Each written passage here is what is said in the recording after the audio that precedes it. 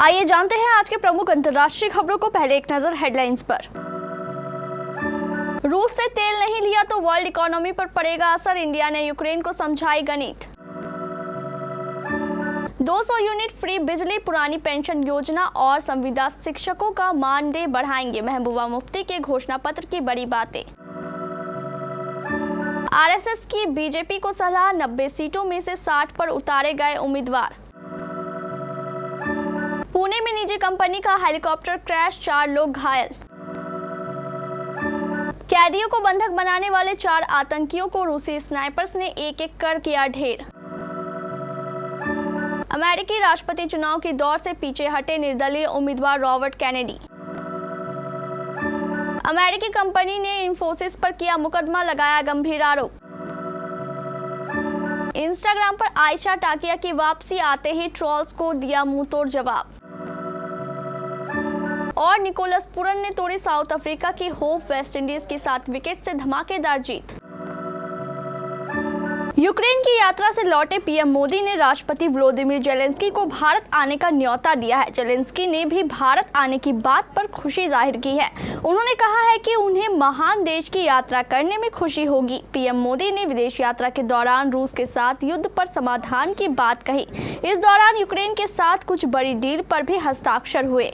विदेश मंत्री एस जयशंकर ने मीडिया को बताया कि भारत ने यूक्रेन के साथ इंडिया के तेल सौदे पर चिंताएं बताई। भारत ने तेल बाजार की मौजूदा स्थिति, भारत पर पड़ने वाले असर, रूस से तेल खरीदने की भारत की जरूरत और वर्ल्ड इकोनॉमी पर इसके असर को समझाया है। एस जयशंकर ने इस बात की पुष्टि भी की है कि पीएम मोदी ने यूक्रेन के राष्ट्रपति को भारत आने का न्योता दिया है। डॉक्टर एस जयशंकर ने मीडिया को बताया कि वह उम्मीद करते हैं कि सुविधा अनुसार यूक्रेन के राष्ट्रपति जेलेंस्की भारत आएंगे, क्योंकि मीडिया ब्रीफिंग में पूछे जाने पर जेलेंस्की ने भी कहा है कि उन्हें भारत आकर खुशी होगी। यूक्रेनी राष्ट्रपति ने यह भी कहा है कि वह चाहते हैं कि भारत उनके देश के पक्ष में रहे। जम्मू कश्मीर के 90 विधानसभा सीटों पर 3 फेज यानी 18, 25 सितंबर और 1 अक्टूबर को वोटिंग होगी, जबकि 4 अक्टूबर को नतीजे आएंगे। चुनावों से पहले सियासी घटनाक्रम तेज हो गया है। इसी क्रम में पीडीपी अध्यक्ष महबूबा मुफ्ती ने श्रीनगर में अपनी पार्टी की घोषणा पत्र जारी किया है। उन्होंने कहा है कि हम सुलह और बातचीत चाहते हैं। हम चाहते हैं कि एलओसी के आर पार लोगों के बीच संपर्क हो। हम चाहते हैं कि पीओजेके में शारदा पीठ तीर्थस्थल तक जाने का रास्ता खुला जाए ताकि कश्मीरी पंडित वहां जा सके। महबूबा मुफ्ती ने घोषणा पत्र में ऐलान किया है कि अगर हम सत्ता में आए तो 200 यूनिट फ्री बिजली देंगे। इसके साथ ही पुरानी पेंशन योजना लागू की जाएगी। भर्ती प्रक्रिया को तेज भी किया जाएगा। संविदा शिक्षकों का मानदेय बढ़ाया जाएगा। जेल में बंद लोगों को मुफ्त कानूनी सहायता प्रदान करेंगे। मंदिरों, मस्जिदों और गुरुद्वारों को मुफ्त बिजली प्रदान करेंगे। संविदा शिक्षकों का मानदेय बढ़ाएंगे।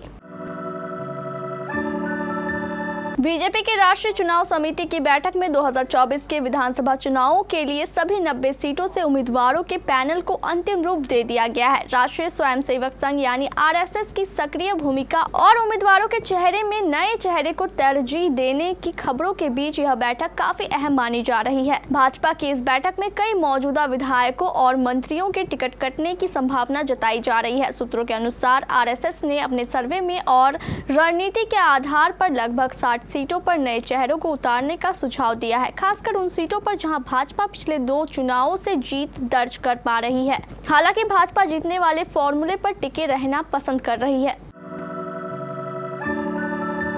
महाराष्ट्र के पुणे में बड़ा हादसा सामने आया है। यहाँ निजी कंपनी का हेलीकॉप्टर क्रैश हो गया, जिसमें 4 लोगों के घायल होने की जानकारी मिली है। हेलीकॉप्टर जुहू, मुंबई से हैदराबाद की ओर उड़ान भर रहा था।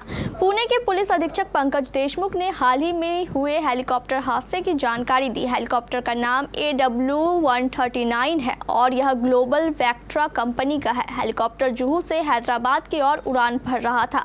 इस हादसे में 4 लोग घायल हुए हैं, जिसमें सभी की हालत स्थिर बताई जा रही है। उन्हें नजदीकी अस्पताल में भर्ती कराया गया, जहां उनका इलाज जारी है।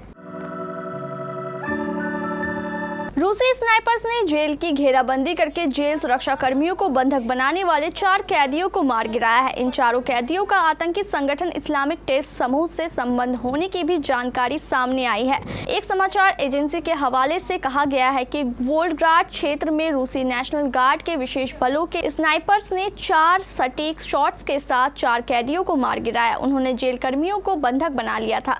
बंधकों को रिहा कर दिया गया है। संघीय जेल सेवा ने कहा है कि सभी 4 हमलावरों को मार गिराया है। उन्होंने कहा है कि उनके 4 कर्मचारियों की चाकू लगने से मौत हो गई और अन्य अस्पताल में हैं जिनका इलाज जारी है। जेल अधिकारी ने यह भी कहा है कि हमलावरों ने कुल 8 जेल कर्मचारियों और 4 दोषियों को बंधक बना लिया था। अमेरिका में नवंबर में होने वाले राष्ट्रपति चुनाव से पहले रिपब्लिकन उम्मीदवार डोनाल्ड ट्रंप के लिए अच्छी खबर सामने आई है। राष्ट्रपति पद के निर्दलीय उम्मीदवार रॉबर्ट एफ कैनेडी जूनियर ने शुक्रवार को चुनाव अभियान से पहले अपनी दावेदारी वापस लेते हुए ट्रंप का समर्थन करने का ऐलान किया है। इस दौरान उन्होंने कहा है कि चुनाव मैदान में बने रहकर वह डेमोक्रेटिक उम्मीदवार कमला हैरिस की मदद नहीं करना चाहते हैं। हालांकि विश्लेषक अभी इस बात को लेकर पुख्ता नहीं है कि कैनेडी का समर्थन ट्रंप की मदद करेगा या नहीं। 5 नवंबर के चुनाव से पहले डेमोक्रेटिक उपराष्ट्रपति कमला हैरिस और ट्रंप के बीच कड़ी टक्कर देखी जा रही है। अमेरिकी दिग्गज सॉफ्टवेयर कंपनी कॉग्निजेंट की सहायक कंपनी ट्राइजेटो ने टेक्सास के एक कोर्ट में भारतीय आईटी दिग्गज इंफोसिस के खिलाफ मुकदमा दायर किया है। अमेरिकी कंपनी ने भारत की आईटी कंपनी पर हेल्थ इंश्योरेंस सॉफ्टवेयर से संबंधित व्यापार रहस्यों का दुरुपयोग करने का आरोप लगाया है। अमेरिकी कंपनी का दावा है कि इंफोसिस ने कॉम्पिटिटिव प्रोडक्ट्स डेवलप करने के लिए कॉग्निजेंट के डेटाबेस तक अवैध रूप से पहुंच बनाई है। अमेरिकी दिग्गज सॉफ्टवेयर कंपनी कॉग्निजेंट ने इससे लेकर आधिकारिक तौर पर कोई टिप्पणी नहीं की है, लेकिन इंफोसिस ने आरोपों को पुरजोर खंडन किया है। इंफोसिस ने कहा है कि हमें मुकदमे के बारे में जानकारी है, हम इन आरोपों से इनकार करते हैं और कोर्ट में अपना पक्ष रखेंगे।